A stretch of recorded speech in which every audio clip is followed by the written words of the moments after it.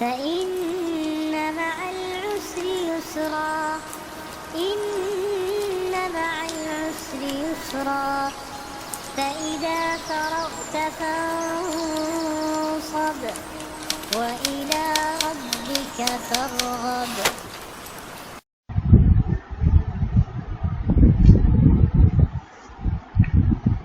السلام علیکم ورحمۃ اللہ وبرکاتہ.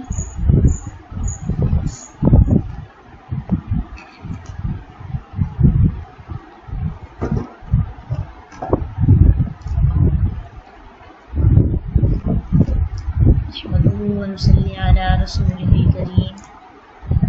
أما بعد أعوذ بالله من الشيطان الرجيم. بسم الله الرحمن الرحيم. رب اشرح لي صدري ويسر لي أمري واحلل عقدة من لساني يفقهوا قولي. رب زدني علما.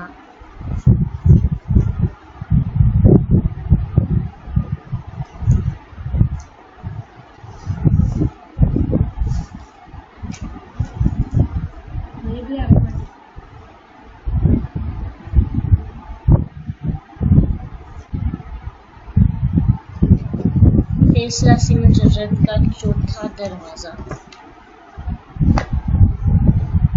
یہ ہے فاعل یا فعال کے وزن پر. لاسٹ ریوائز کرتے ہیں پھر آگے پڑھیں گے. ثلاثی مجرد کا پہلا دور پہلا باب کیا تھا؟ فعل یفعل، فتح یفتح. اس کو یاد کس کی مثال سے کرنا؟ فتح یفتح کی وزن پر. اور فعل ثلاثی مجرد کا دوسرا باب یہ ہے فعل یفعل کے وزن پر. پہلا فعل یفعل، دوسرا فعل یفعل اور تیسرا فعل یفعل یعنی نصر ینصر. تو یاد ہم فعل کے ساتھ نہیں کریں گے. کوئی آپ سے پوچھے گا کہ اس کا پہلا باب کیا ہے تو آپ نے کہنا ہے فتح یفتح. دوسرا باب کیا ہے؟ ضرب یضرب. تیسرا باب کیا ہے؟ نصر ینصر. اور چوتھا باب سمع یسمع. اب ماضی کے عین کلمہ کے نیچے زیر اور مضارع کے عین کلمہ پر زبر. تو یہ کیا بنے گا؟ فعل یفعل، سمع یسمع. عین پر زبر ہے مضارع میں اور ماضی کے اندر عین کے نیچے زیر ہے.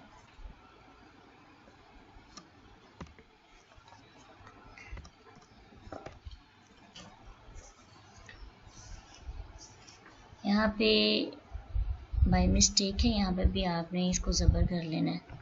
سمع یسمع، فتح یفتح، ضرب یضرب، نصر ینصر، سمع یسمع. اب جو فعل ثلاثی مجرد کا چوتھا باب ہے اس کے بارے میں کچھ کنفیوژن ہے. کچھ لوگ کہتے ہیں کہ پانچواں جو ہے وہ چوتھا اور پانچواں سیم ہے، اور کچھ نے اس میں چینجنگ کی ہے. پانچواں کیا، چوتھا کیا ہے؟ فعل یفعل ہے نا، تو اس کو کچھ لوگوں نے فعیل یفعیل بنایا ہے، عین کے نیچے زیر ہے. اور اس کی مثال یعنی اس کا جو جس سے اس کو یاد کیا جاتا ہے وہ ہے حاسب یحسب. تو لیکن پھر بعد میں قرآن کو جب دیکھا تو قرآن کے اندر جو حاسبہ لفظ استعمال کیا گیا ہے اس کی جب مضارع کو دیکھا تو مضارع اس کی یحسبو نہیں تھی، آیا تھا یحسبو. جیسے سورۃ الحمازہ میں آتا ہے الذی جمع مالا وعددہ یحسبو، تو یحسبو نہیں آیا تھا. اس وجہ سے پھر بعد میں اس کو اگر قرآن کی لحاظ سے دیکھا جائے تو حاسبہ یحسبو نہیں بنتا، حاسبہ یحسبو ہی ہوتا ہے. اس لیے چوتھا اور پانچواں سیم کر دیا گیا ہے، یعنی وزن ان کا کیا ہے؟ سیم، یعنی دونوں کے عین کلمہ پر زبر ہے، فتحہ ہے. لیکن اس کی چوتھے کی مثال سمع یسمع اور پانچویں کی مثال حاسبہ یحسبو، تو یہ دونوں سیم ہوں گے. پھر تیسرا جو چھٹا باب ہے، چھٹا دروازہ ہے فعل ثلاثی مجرد کا، وہ ہے आइन माजी के आइन कलिमा पर पेश और मुजारे के आइन कलिमा पर भी पेश। कारुमा यक रुमु, इसको याद किया जाएगा कारुमा से, कारुमा यक रुमु। जब कोई आपको पूछे कि फेल सासी मुजरद का छठा बाब क्या है तो आप कहेंगे कारुमा यक रुमु। फिर इसके वज़न पर आएंगे। अब इनको याद करने का तरीका ये है, क्योंकि अभी जब हमने इनकी प्रैक्टिस करनी है तो इनको याद भी करना पड़ेगा। तो इनको याद करने का तरीका ये है कि इनकी एक तो पूरे के पूरे वर्ड्स याद किए जाएं, और अगर इनकी जो अलामत यानी इसकी बेसिक जो अलामत है उसको याद रखना होता है। हमारे पास चार्ट है, इसको समझते हैं। सबसे पहले तो देखिए फ़ेल माजी के औज़ान। फ़ेल माजी के 3 वज़न हैं, एक आइन ज़बर के साथ, एक आइन ज़ेर के साथ, एक आइन पेश के साथ। अब पहले 3 औज़ान जो हैं सलासी मुजरद के वो फ़आला से बने थे और मुज़ारे के 3 वज़न इस्तेमाल किए गए थे, आइन ज़बर के साथ, आइन ज़ेर के साथ, आइन पेश के साथ।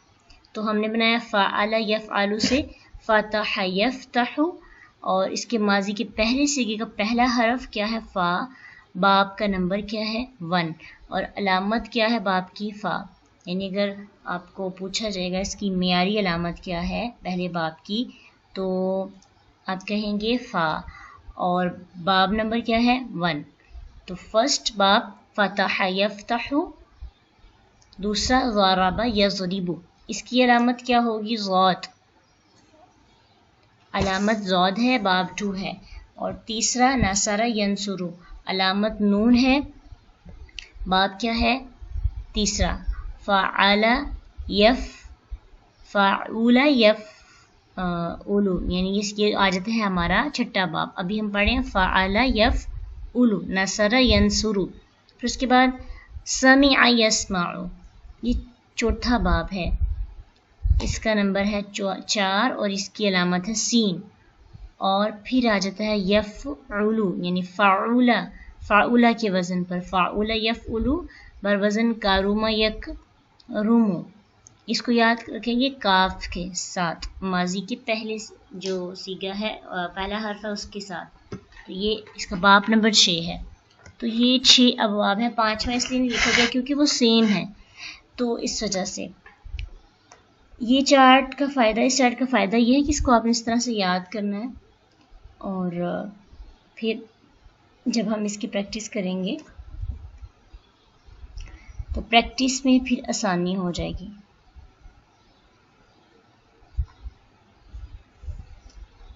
प्रैक्टिस में फिर आपको आसानी से अपने बताना होगा कि ये पहला बाब है, ये दूसरा है, ये तीसरा है। तो इंशाल्लाह जैसे भी हमारे पास अगर एक लफ्ज़ हो, आपसे अगर मैं पूछूं तो आप बताइए कि हसीरा यख़सारू, हसीरा यख़सारू जो है वो किसके वज़न पर है, यानी इसका बाब बताएं। हसीरा यख़सारू जी, खसीरा यख़सारू नुकसान उठाना, इसका बाब क्या है?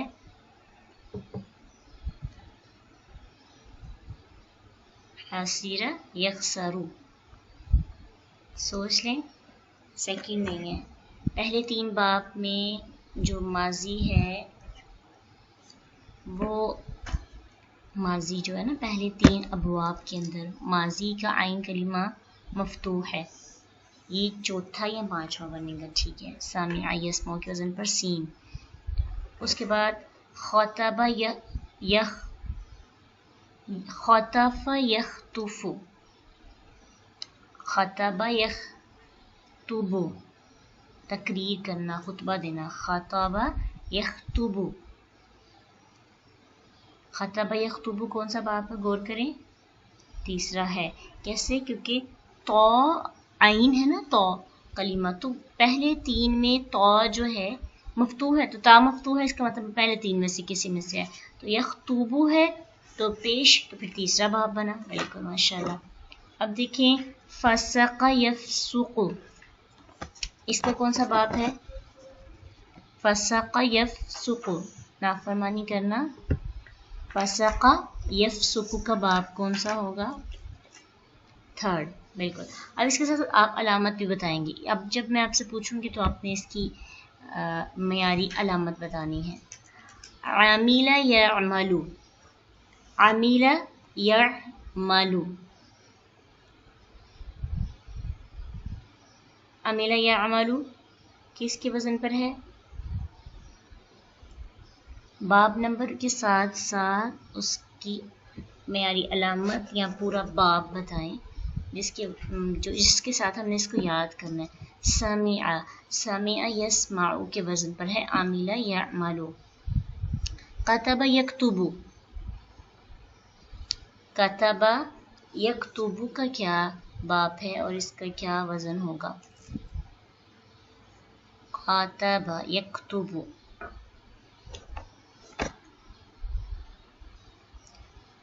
کتب یکتب غور کریں. نصر ینصر، ویری گڈ. نصر ینصر ہے اس کا، اور یہ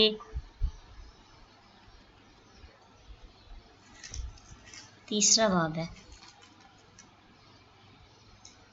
رکب یرکب، رکب یرکب.